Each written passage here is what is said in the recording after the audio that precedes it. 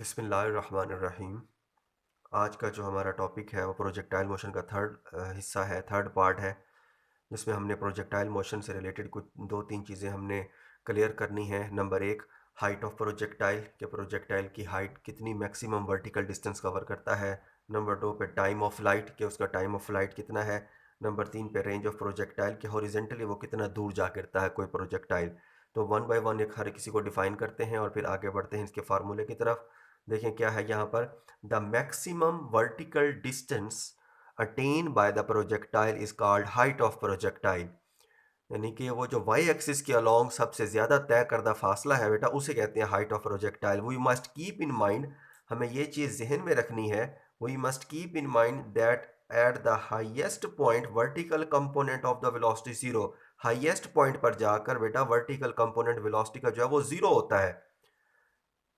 And acceleration during all this motion is minus G. और चाहे ऊपर की तरफ जा रहा है और उसके नीचे की तरफ जो मोशन है पूरी टाइम ऑफ फ्लाइट के अंदर या पूरी मोशन के अंदर उसका जो एक्सेलरेशन है वो माइनस जी होता है। हेंस, और उसके साथ साथ we have to find distance s, यानी कि ये दो तीन पॉइंट हमने जेन में रखने हैं, तब हम हाइट ऑफ प्रोजेक्टाइल का फार्मूला जो है वो फाइंड कर सकेंगे। हाइट ऑफ प्रोजेक्टाइल कि कितनी हाइट तक गया है। Using third equation of motion, हरकत की तीसरी मसावात इस्तेमाल करेंगे। इन तमाम पॉइंट्स को मद्देनजर रख कर देखें कि ए की वैल्यू जी आ जाएगी, इसकी वैल्यू ज़ीरो आ जाएगी, और ये स्टार्ट में हमें पता है कि किस वेलोसिटी से फेंका गया है और किस एंगल पर फेंका गया है। तो इस तरीके से हम ऐसे या जो वर्टिकल डिस्टेंस है जिससे हम हाइट कह रहे हैं वो फाइंड कर सकते हैं। तो अलोंग वाई एक्सिस इस इक्वेशन को लिखें तो ए की जगह माइनस जी आएगा, एस की जगह आएगा बेटा एच, और v f y square minus v i y square. इसी इक्वेशन को वाई एक्सिस के लॉन्ग लिखा गया है।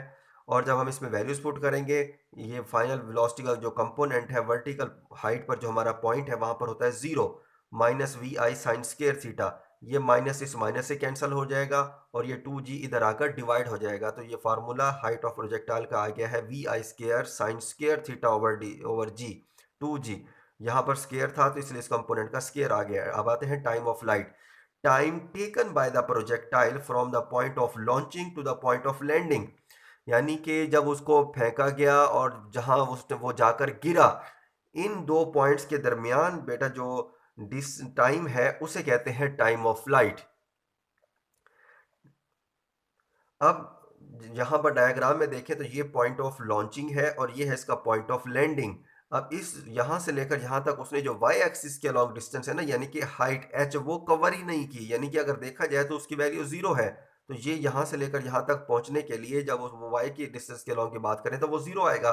जब हम उसकी जीरो की बात करेंगे, ये यहाँ पर मेंशन किया है देखें, जीरो आएगा और ए की वैल्यू यहाँ माइनस जी के रखेंगे कि यहाँ पर ग्रेविटेशन एक्सेलरेशन ये है। So we can apply second equation of motion इस टाइम को फाइंड करने के लिए, क्योंकि देखें थर्ड में टाइम है ही नहीं। फर्स्ट में अगर टाइम है, फर्स्ट इक्वेशन ऑफ मोशन में, तो वहां पर आपको टकराने तक वहां पर फाइनल वेलोसिटी का नहीं पता, इसलिए वो इक्वेशन इस्तेमाल नहीं कर सकते। सिर्फ यही एक इक्वेशन है सेकंड जो हम इस्तेमाल कर सकते हैं यहाँ पर। और इसको आप वाई एक्सिस के लॉन्ग लिखेंगे तो एस की जगह बेटा वाई आएगा, इसकी जगह वी आई वाई, ए की जगह माइनस जी, और टाइम टी तो एज इट इज रहता है।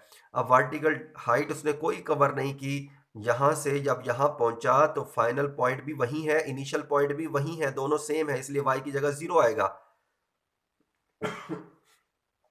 वी आई साइन थीटा, टी कॉमन ले लिया है मैंने, और minus one by two G T आ गया।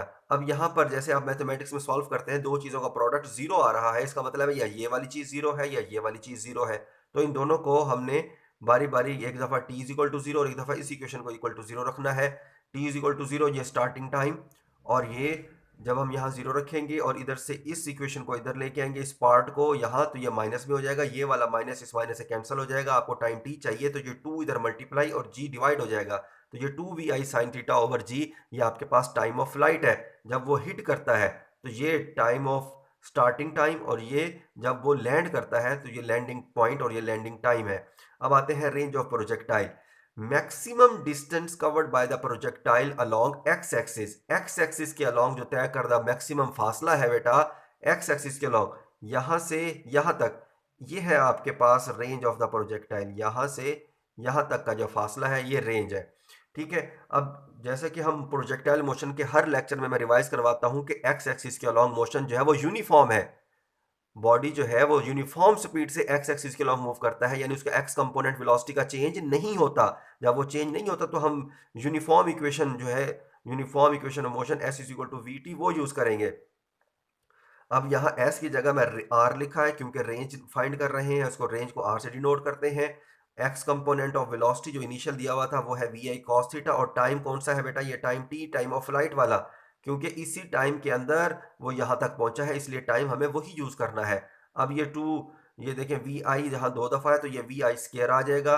टू मैंने यहाँ लिखा है, फिर तरतीब दे दी है साइन थीटा कॉस थीटा। और ट्रिग्नोमेट्री के फार्मूले से एक चीज हम पढ़ चुके हैं कि two sine theta cos theta हमेशा साइन टू थीटा के इक्वल होता है, यानी ये जो पूरा फैक्टर है ये इसके इक्वल आता है।